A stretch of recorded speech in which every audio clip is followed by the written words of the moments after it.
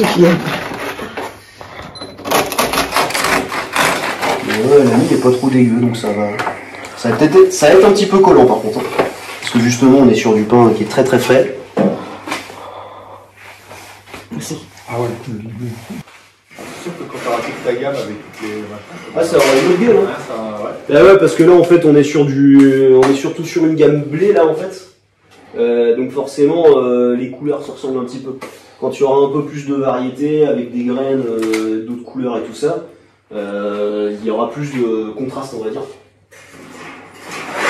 Heureuse d'accueillir Pierre-Marie Mandard dans nos anciens locaux de la boulangerie à Saint-Nicolas-du-Tertre, juste à côté de l'IPI local. Pierre-Marie, on va faire des pains pour les marchés, donc il fonctionnera 3 jours par semaine.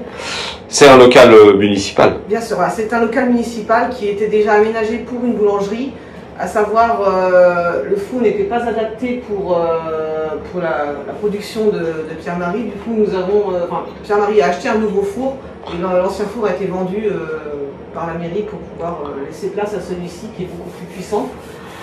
Et pareil, il y a eu des travaux d'investissement en termes de réhabilitation électrique puisqu'il a fallu séparer les compteurs électriques des deux commerces, EPI local et boulangerie. Donc depuis le mois de juin, on est en négociation un petit peu. Pierre-Marie a rencontré Madame Le Tarnec, Alexia de l'OBC pour la mise en place, en fait c'est la manageuse de commerce de l'OBC, qui l'a mis en relation avec Michael Legoué, le maire de Saint-Nicolas, pour pouvoir s'installer ici. Voilà, et tout est prêt pour la fabrication. Et les premières fournées d'essai sont plutôt concluantes et plutôt satisfaisantes en termes de goût. Et merci pour tout le travail effectué. Je suis pas exactement sur la même frange que les paysans boulangers. Parce que les paysans boulangers, certes, ils font du pain, mais avec ce qu'ils cultivent, et donc ils n'ont pas toute la diversité forcément. Donc ils peuvent avoir 2 ou 3 gammes de pain en fonction de ce qu'ils cultivent. Mais après, moi, l'intérêt, c'est que moi, mon métier, c'est de faire du pain, c'est clairement pas de cultiver du blé, je sais pas faire. Et d'où l'intérêt de bosser avec des professionnels compétents qui me fournissent des farines de qualité et avec lesquelles je peux faire des produits sympas, quoi. L'intérêt de bosser avec le moulin Chancor, avec Manu Pivant, c'est que c'est un professionnel qui va bosser avec beaucoup d'agriculteurs sur son secteur, du côté de Rennes, dans le bassin rennais. Et donc en fait il va me fournir plusieurs variétés de farines qui vont de la type 65 en blé bio à la variété ancienne. C'est du rouge de roc que j'ai là, c'est un blé de population, une variété et un blé de population et aussi du sec de population du bassin rennais. Donc voilà, l'intérêt c'est d'avoir une gamme large de produits, on va dire d'une dizaine de produits en pain et après deux viennoiseries, donc du 4 quarts et de la brioche. Pareil, issu de l'agriculture locale et bio. Et donc comme ça, en fait, on touche un plus large public en fonction des aspirations de chacun, ceux qui aiment plus le pain en graines, ceux qui aiment plus les variétés anciennes, les campagnes et tout ça. C'est ça. Alors, vous pouvez me redire, parce que le blé de population, enfin tout le monde ne sait pas ce que ça veut dire. Donc le blé de population, en fait, un agriculteur vous le dira mieux que moi, mais en fait c'est un principe de culture où on met plusieurs variétés de blé dans un même champ. Et donc pour l'agriculteur, ça a l'intérêt de protéger les cultures, c'est-à-dire que s'il y a une variété de blé qui chope la maladie, le reste du champ est protégé parce que en fait les ADN ne sont pas les mêmes, donc forcément pas les mêmes. Les bactéries et maladies, tout ça vont moins facilement vers des variétés différentes, un peu comme dans une population. D'où l'intérêt en fait du blé de population. Et pour le boulanger, ça a l'intérêt d'avoir une farine avec, on va dire, des goûts et des propriétés différentes. Et c'est ça l'intérêt en fait de proposer un produit différent avec une farine différente qui a son caractère qui est propre. Pas toujours la même chose calibrée, tout ça. C'est ça l'intérêt, d'avoir un produit qui n'est pas calibré. Et donc une année le blé de population sera de telle sorte et une autre année ça aura d'autres propriétés en fonction de la saisonnalité, en fonction des variétés qui vont être plantées. Et donc c'est voilà. Ça. Un autre mot intriguant, c'est le blé de Corazon. Alors le Corazon, c'est une variété ancienne de blé qui donne une farine assez jaune et un produit aussi assez jaune, assez sucré, qui est assez sympa. Les aficionados des variétés anciennes le connaissent et l'aiment bien. C'est un petit peu l'aspect un petit peu sucré que peut avoir aussi le petit épeautre. Mais voilà, ça Ah, donne d'accord. l'opportunité d'avoir aussi une autre variété Ouais, ça. C'est un blé qui vient d'Iran, c'est ça? qui a été redécouvert, qui est originaire des plaines de Khorasan dans l'Iran. Ouais. C'est pour ça que ça s'appelle comme ça, le D'accord. blé de Khorasan. Ok. Donc une dizaine de variétés différentes sur les marchés. Sur les marchés, ouais, c'est ça. D'accord. Donc le vendredi matin à Pleuhermel, le samedi matin à Lagacilly, le dimanche matin à Pleuhermel.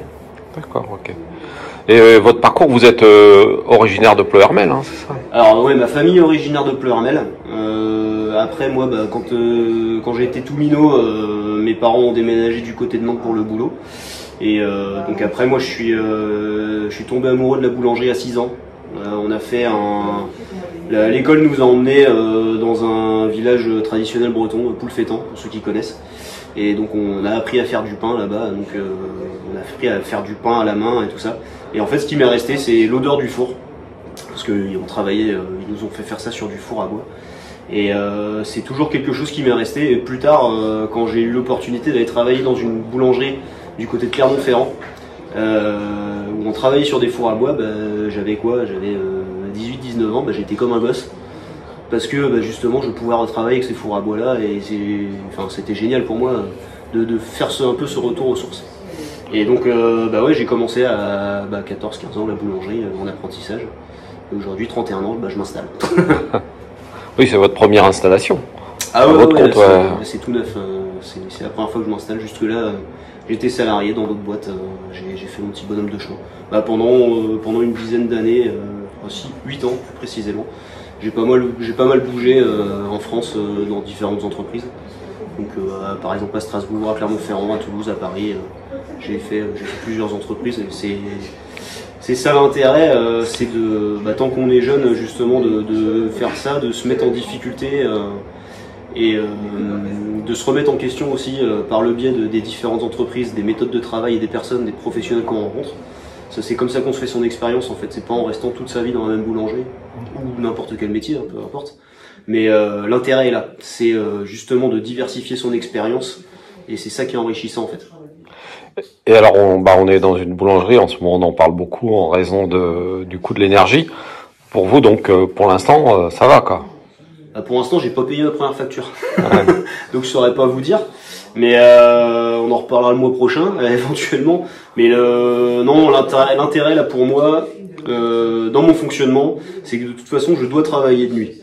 Parce que en travaillant sur les marchés, il faut que l'intégralité de ma production soit cuite à 5-6 heures du matin pour pouvoir partir sur les marchés. Donc je suis obligé de travailler sur les heures de nuit, donc en heures creuses.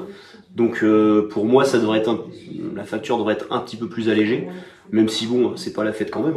Hein. Mais on va dire que le prix du kilowatt est beaucoup moins cher de nuit, de 22h à 7h du matin, que le reste de la journée. Et puis vous avez négocié un contrat avant vraiment la flambée des prix. On va dire que c'était en cours de flambée des prix, c'était en octobre. Alors l'intérêt pour les professionnels, c'est que quand on signe un contrat avec un fournisseur d'énergie, il peut être bloqué en fait. Donc là par exemple, moi mon contrat, il est bloqué pendant 2 ans. Donc le prix pour lequel j'ai signé en octobre va être bloqué pendant 2 ans. Et après, au terme des 2 ans, il va falloir renégocier. C'est ça, hein. Mais pour l'instant, vous êtes un peu à l'écart des grosses factures dont on entend parler. Bah oui, parce que en plus moi déjà je vais essentiellement travailler sur les heures creuses. Et en plus de ça, je vais travailler pour le moment 4 jours dans la semaine. Je vais avoir une production du jeudi au vendredi matin, du vendredi au samedi matin et du samedi au dimanche matin. Pour faire ces marchés-là en fait. Et voilà, étant donné que je suis tout seul, pour l'instant on en est là sur l'activité. Mais on verra après plus tard s'il y a besoin de développer et s'il y a l'opportunité de développer, d'aller voir sur d'autres marchés ou quoi que ce soit. Mais ouais, l'avantage que j'ai moi, on va dire, sur les autres, c'est que je travaille essentiellement de nuit et je travaille pas 5 ou 6 jours sur 7. Enfin, avec du matériel, un four, des chambres froides et tout ça, qui tourne 7 jours sur 7. Il y a un moment où le matériel arrête de consommer. Donc pareil, moi ça va me permettre de raboter aussi ma facture. Mais pour des professionnels qui ont des magasins avec des obligations d'ouverture 5 à 6 jours sur 7, avec de la cuisson toute la journée, et puis aussi c'est pareil, c'est bien de travailler de nuit, mais enfin, moi je suis à mon compte, donc on va dire que je paye moins, enfin je paye pas de charge sur moi, mais quand on a du personnel qui doit travailler de nuit, il faut savoir que les heures de nuit sont majorées et tout ça. Donc forcément, ça, je pense qu'il y a un choix à faire au niveau du professionnel, à se dire est-ce que je payais plus cher mon électricité ou est-ce que je payais plus cher mon personnel? Bon, c'est une question à laquelle j'ai pas la réponse. Mais chacun va avoir midi à sa porte par rapport à ça et faire ses choix, quoi. Mais c'est vrai que là, c'est la période en termes d'énergie pour nous qui sommes des gros consommateurs d'énergie, c'est vrai que c'est très compliqué. Et je vois moi simplement en boulangerie où j'ai le four qui va taper le plus d'électricité. Après, j'ai que des pétrins, des chambres froides, j'ai pas des trucs hyper consommateurs. Mais je vois pour des magasins, donc voilà, des magasins qui ont des vitrines réfrigérées, qui ont des fours pour faire de la cuisson l'après-midi, qui ont une partie pâtisserie avec forcément des conservateurs, des congélateurs et tout ça qui doivent tourner tout le temps. Forcément, c'est énergivore. Mais en espérant qu'ils puissent renégocier leur contrat, leurs tarifs pour pouvoir alléger. Et puis que surtout cette période-là passe, quoi. Oui. Soit derrière nous, parce que c'est pas facile. Ouais. Enfin, vous êtes un peu protégé pendant 2 ans, quand même. Hein. Oui, un peu protégé pendant 2 ans. Peut-être que je vais être protégé par mon fonctionnement. Encore une fois, je sais pas encore. Là, je suis au tout début. J'ai fait que mes premiers essais cette nuit, donc je vais voir à la fin du mois combien ça va consommer ces bêtises-là et combien je vais payer. Mais bon, au bout d'un moment, il faut aussi se lancer. Enfin, le prix du kilowatt est négocié, lui déjà, de toute façon. Il est déjà négocié. Et faut savoir qu'en heure de nuit, en heure creuse, si je dis pas de bêtises, on avait négocié un tarif on était à 10 € du kilowatt en heure creuse et 80 ou 90 € du kilowatt en heure pleine. Ce qui est assez impressionnant comme delta.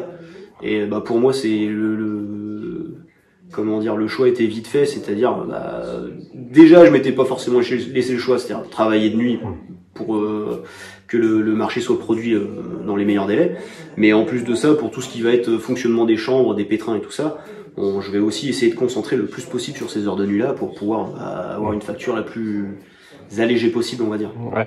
Alors, petit détail quand même important pour les habitants, la boulangerie sera pas ouverte au public Alors le fournil, non forcément, mais par contre on va mettre en place un système de revente et de commande avec l'épilocal, qui est historiquement l'ancien magasin de la boulangerie, mais qui a été reconverti en épicerie locale. Et donc justement, on va faire un dépôt de pain en fait à l'épilocal sur mes jours de marché aussi, donc vendredi, samedi et dimanche. Voilà. Donc pour l'instant, il me semble que les pis sont ouverts le vendredi. Et après, le samedi et dimanche, je vais me débrouiller pour faire de la vente en direct dans un premier temps, on verra bien. C'est quelque chose qu'il va falloir mettre en place. On en discute et puis tout ça, quoi.